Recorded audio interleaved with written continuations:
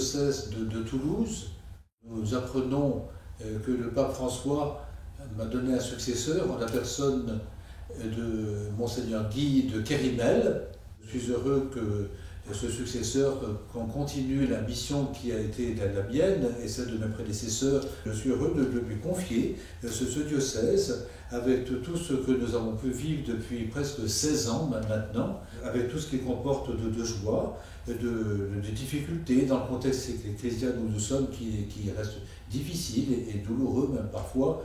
Mais je voulais vous dire mon soutien et surtout le soutien que je reçois de vous, et dans ces circonstances qui ne sont pas toujours faciles.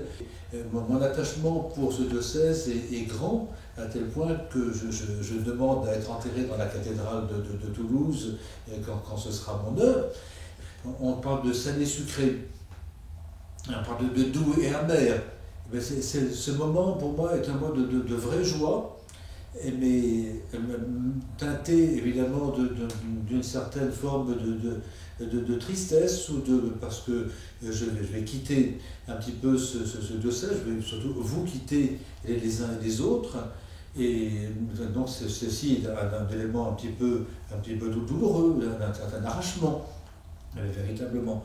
Mais je garde vraiment ce diocèse au cœur, je le garderai au cœur, et comme vous savez, je vais même garder une résidence où je passerai de temps en temps, de loin en loin plus exactement, après m'être retiré dans ce monastère bénédictin de l'île de Wight en Angleterre, que je connais depuis plus de 50 ans, et qui est pour moi un lieu d'âme.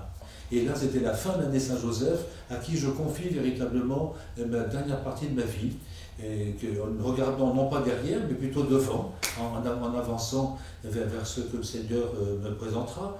Donc nous verrons. Je vous invite à me rejoindre dans la cathédrale Saint-Étienne. Ce sera le 9 janvier 2022 pour une messe pour mes 20 ans d'épiscopat.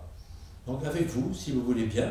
Et puis donc nous remercierons le Seigneur et je demanderai pardon aussi pour tous ceux qui n'ont pas été à la hauteur de cette grande charge, une lourde charge. Mais je garde, comme je dis souvent avec le vicaire général, nous commençons notre petit déjeuner par partager une pomme, la pomme et les pépins. Mais je crois que je garderai certainement la saveur de la pomme et des pommes qu'ici nous avons partagé, et avec vous, de tout cœur.